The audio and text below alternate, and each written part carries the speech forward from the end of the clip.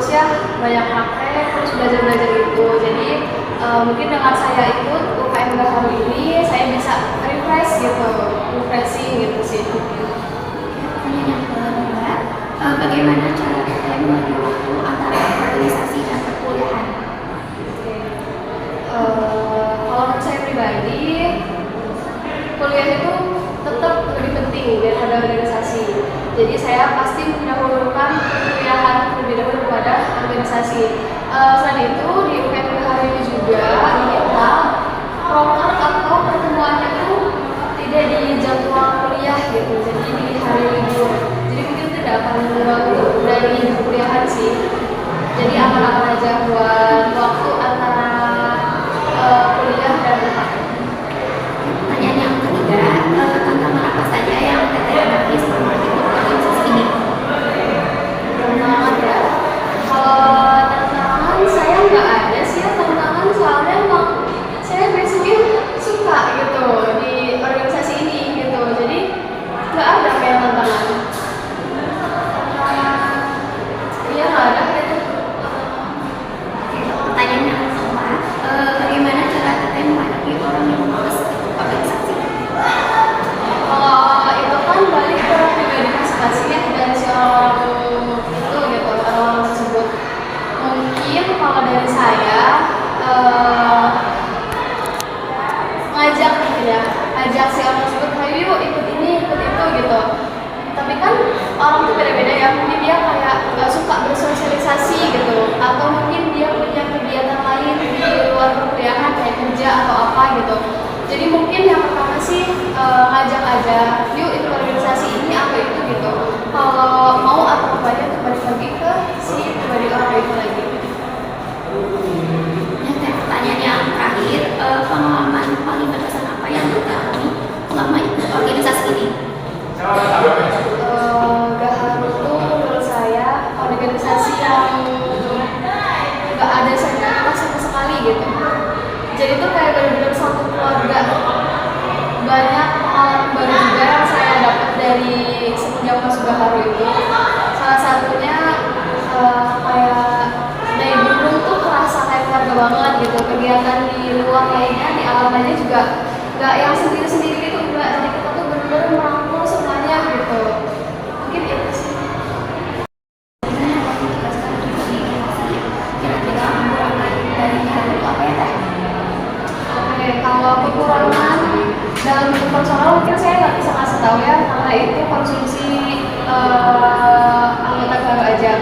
Jadi mungkin kekurangan dari Gaharu itu nggak punya sekre sama peminatnya kurang di Gaharu. Benar sih, aja. Mungkin dari pesan saya dari UKM ini bisa tingkatkan lagi ASP-nya dan kalau bisa mempromosikan peminatnya agar lebih banyak yang mengikuti Teh. Mungkin sekian ya. Terima kasih banyak ya Teh. Oke, kita lanjut ke wawancara berikutnya. Sekarang saya lagi bersama Teteh. Teteh boleh perkenalkan diri? Perkenalkan, nama saya Ismi Farida dan yang kedua. Langsung aja ke pertanyaan Teh. Yang pertama, bagaimana cara membangun organisasi yang solid dan adaptif? Kalau misalkan membangun organisasi yang solid itu kayak di dalamnya itu harus saling percaya, terbuka, saling jujur juga. Dan kalau misalkan organisasi mau adaptif harus saling menerima perubahan, harus saling menerima masukan dari sesama gitu. Yang kedua, strategi apa yang efektif untuk membangun jejaring yang autentik dan berdampak? Kalau misalkan bangun jejaring itu kayak kita harus banyak relasi ya, jadi bangun relasi yang lebih tulus aja, jangan cuma butuhnya doang gitu. Terus harus saling support, saling menghargai, saling belajar juga. Terus harus menjaga hubungan baik walaupun misalkan tidak butuh apa-apa di luar organisasi itu. Yang ketiga, bagaimana sikap yang tepat dalam menghadapi konflik di UKM? Kalau selama aku masuk UKM belum nemuin konflik ya, tapi kalau misalkan emang ada konflik coba dibicarain baik-baik, terus jangan dilihat dari sebelah pihak, dengerin dari semua pihak, diobrolin baik-baik gitu. Yang penting harus fokus ke penyelesaian masalahnya, bukan untuk memperbesar masalah. Yang terakhir, bagaimana cara efektif manajemen waktu dan menjalin kepercayaan serta kekeluargaan di UKM. Kalau misalkan manajemen waktu, kalau misalkan ada bentrok nih UKM sama akademik, kalau misalkan ada kegiatan di UKM bisa di-spend dulu ke akademiknya, bisa izin buat masuk matkul gitu, harus bikin surat di-spend. Atau enggak, kita kalau misalkan nggak mau bentrok, kita bisa tulis di sticky note, misalkan ditempel di kamar buat kita biar gak lupa gitu. Terus kalau misalkan buat bangun kekeluargaan, bisa itu tadi saling jujur, terbuka, saling bantu juga kalau misalkan ada kesulitan. Tata izin menambahkan inovasi dari aku. Mungkin inovasi dari aku lebih perbanyak lagi konten-konten yang menarik agar bisa menarik perhatian semuanya.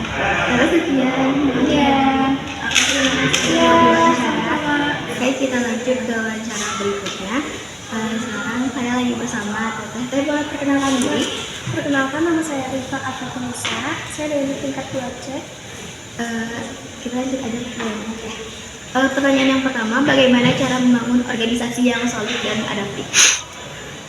Membangun komunikasi yang solid dan adaptif itu membangun komunikasi yang terbuka dan jelas antar anggotanya. Terus kembangkan sistem pembagian tugas yang efektif dan fleksibel. Oke, yang kedua, strategi apa yang efektif untuk membangun jejaring yang autentik dan berdampak? Dan hubungan yang dengan sesama anggota pelatih dengan motivasi berkembang secara jujur dan konsisten. Yang ketiga, bagaimana sikap yang tepat dalam menghadapi konflik di UKM?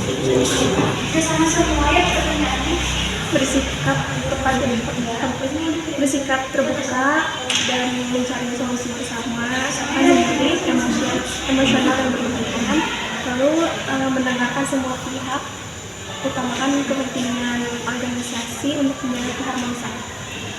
Pertanyaan yang terakhir, bagaimana cara efektif manajemen waktu dan menjalin kepercayaan serta kekeluargaan di UKM?